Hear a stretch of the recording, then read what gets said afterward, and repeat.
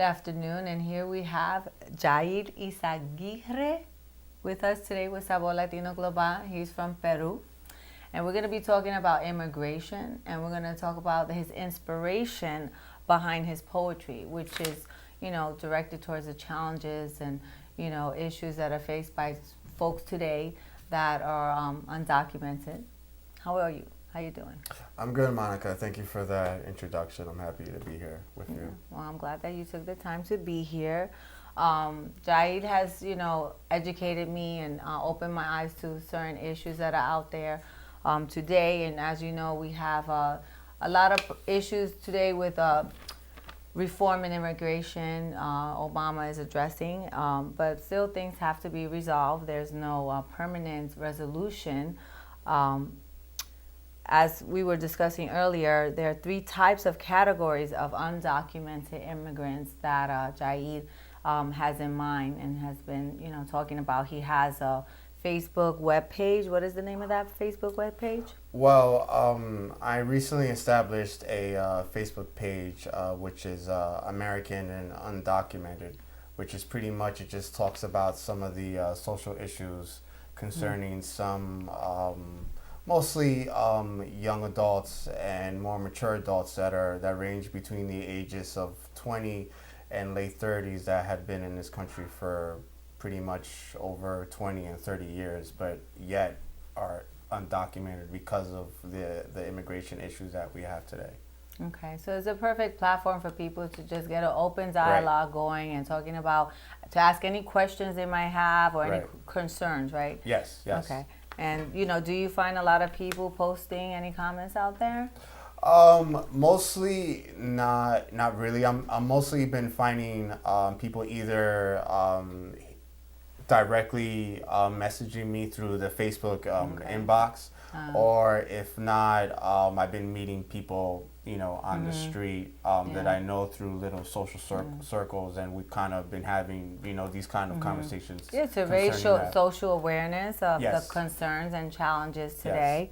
Okay, so let's go into the three types of categories. You have one, those who come here as children and have been here like for 20 more years, an example, right? Correct. Then you have two, those that come here on a visa and they overstay and they may come as tourists, but then they don't go back, right? The overstay/tourists. Then you have number three, which would be recent immigrants coming within the last year. So these are three groups of people that are facing similar issues. Correct. So let's go to the first one. Those who come here as children and they've been here, 15, 20 years. Right. Now that first social class is pretty much the class of immigrants that I belong to.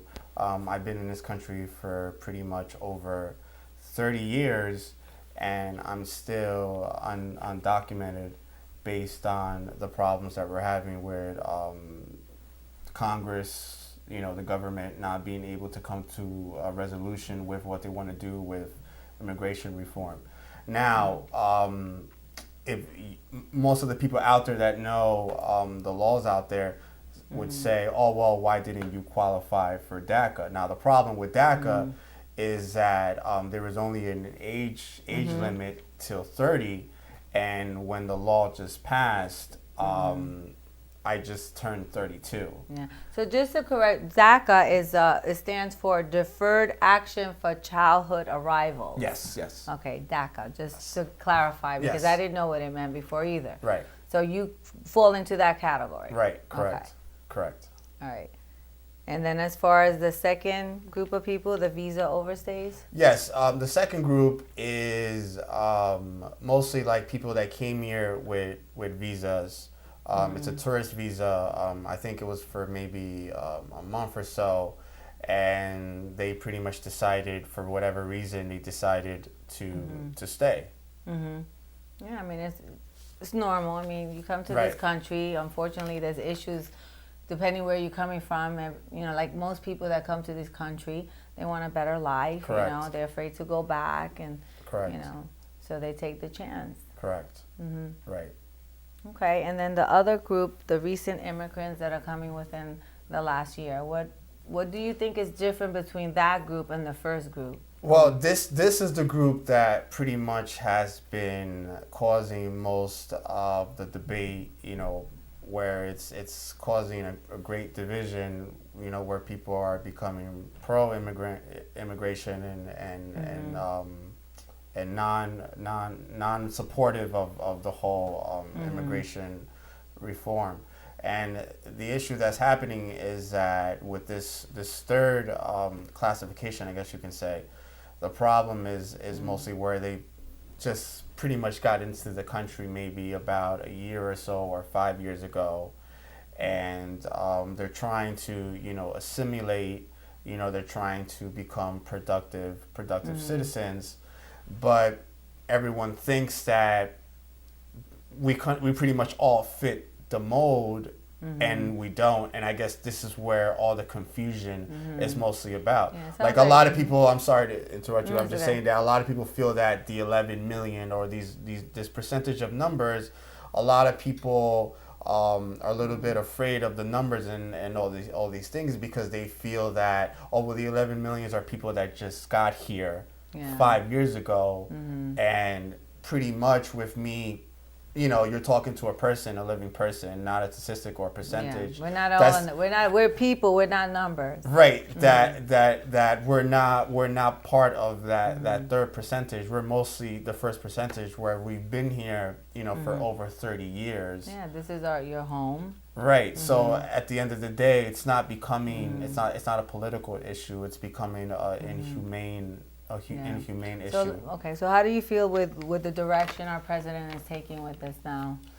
I agree with the direction of President Obama and what he's doing. I don't want to. At the end of all this, I think Obama, if he was here, he would agree that I'm not going to glamorize or give credit just to one man. I think that our entire government at the end of the day is going to do the right thing concerning immigration.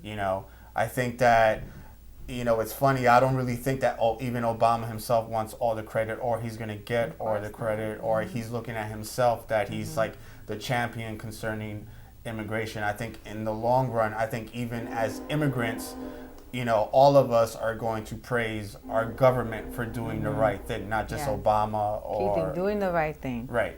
Okay. So, I mean, obviously there are many challenges that undocumented folks face today. Number one being finding a job. Right. Job stability. You have families to support that depend on you. One of the things that we were talking about was turnover. So what do you experience? I wanted to come from your standpoint today. Okay. Well, I appreciate you rising the topic of finding work.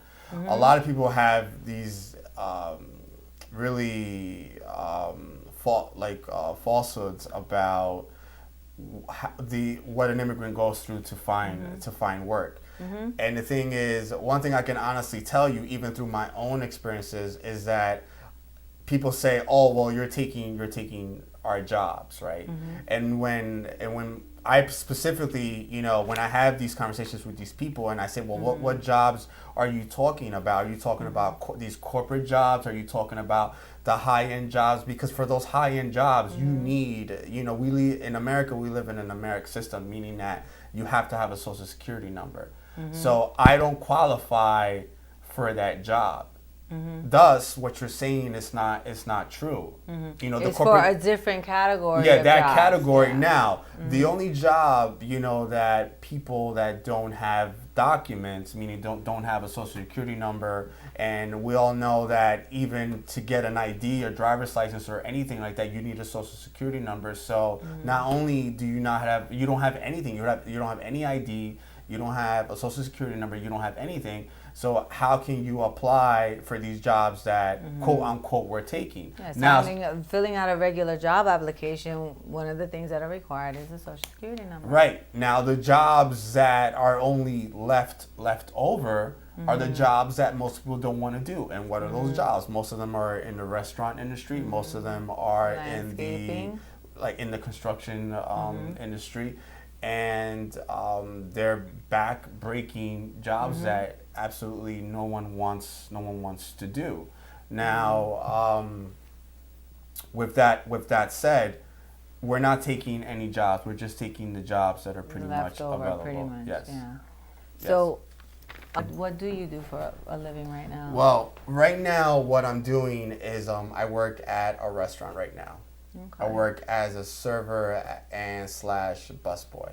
Okay. Right.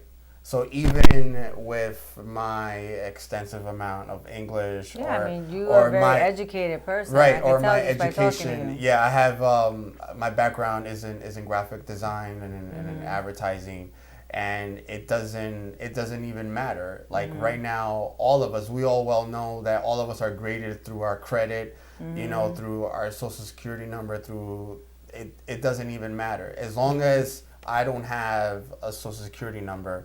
I don't have an identity in this country. I don't it's have like you a don't have voice an opportunity. I don't have an opportunity, yes.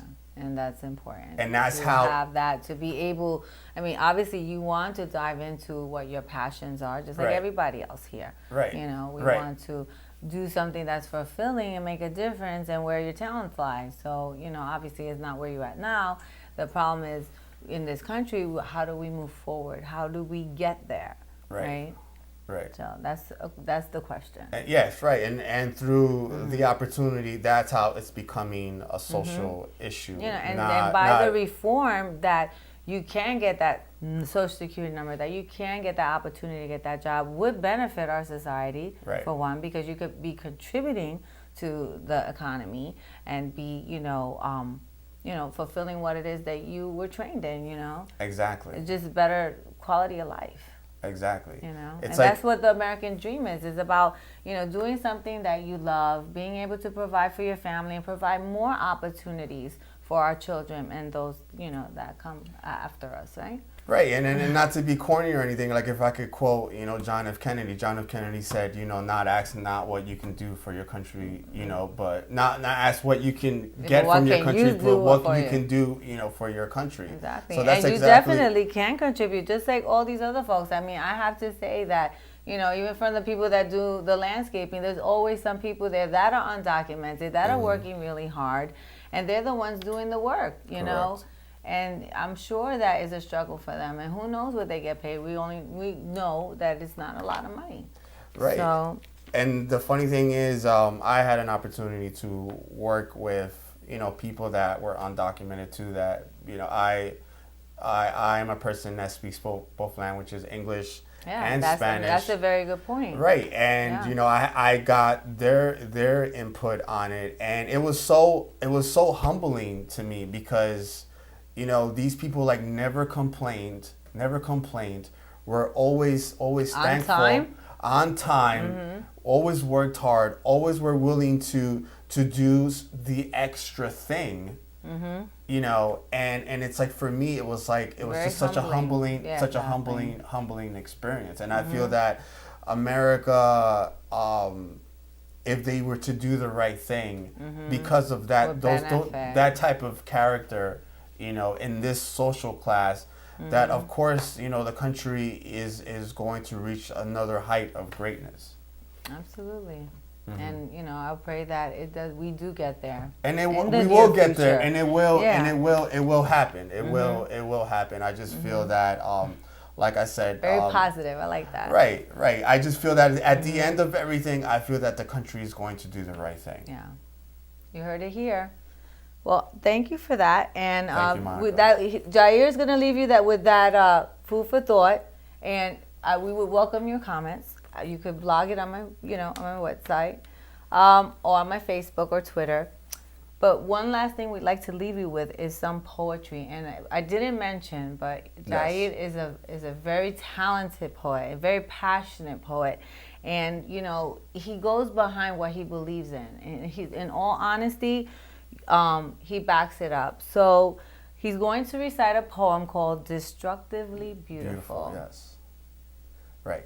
Now, you guys are probably out there saying, "Oh, well, how do you go from immigration to poetry?" Well, a lot of the poetry, for me, poetry Politically influenced. right. It's a good outlet. It's a good outlet for me to kind of just kind of turn to when I feel a little bit frustrated with what's going on with immigration. This is me just kind of turning all that anger into more of a positive force, and sometimes I think that That's admirable. right. This is me just having a creative outlet, and pretty much. And if you could sell these poems, that would even be better. that would be great. But I don't do it. I don't Actually do it publish a book. Honestly, if I were you with your talent, I would put a compilation of my poetry together and go out there. I mean, all right. honestly. Well, when I have, by your words, when I have we'll put some out there. 99 cents on Sabor Latino Global. Download a poem. Right. Well, when I have my first book, you have to welcome me back, and so I can talk about my book. Absolutely. So you heard it here. When he publishes his book in the near future with those popular, passionate poems, you're gonna find it right here. Okay. So let me begin with the poem. The poem is called "Destructively Beautiful." I hate watching you. I hate how your emotions change like the different days of the week. I hate how I don't know what you're thinking. I hate how you never let me finish my sentences. I hate how you're so many different people and I never know which one is talking to me. I hate how you cry because of the things you do to yourself. I hate how I hold you, how I look at you, and how you make me smile. I hate your laughter and how it makes me laugh. I hate how you looked so sexy last night in that black dress, and I couldn't stand to share you with the world. I'd hate your walk and how the rhythm of your curves sing to me. I hate how, even in the dark, I can still see you. I hate how we dance to no music, but we were held together listening to the beat of our hearts. I hate that we never got to do the things that we wanted to do or say the things that we wanted to say. I hate that I never got a chance to tell you that I was falling in love with you. I hate that I don't hate you at all. And all the things that I find destructive about you make you perfect, makes you destructively beautiful. Thank you. Interesting. That was pretty deep. I appreciate that. Destructively beautiful and destructively passionate. I will have to say, Jair, that woman is a lucky woman if she only knew how destructively beautiful she is. Well, thank you for sharing that. And if you want to, hear any more of his poems, where could they go find them? I mean, are you going to share them on your Facebook page?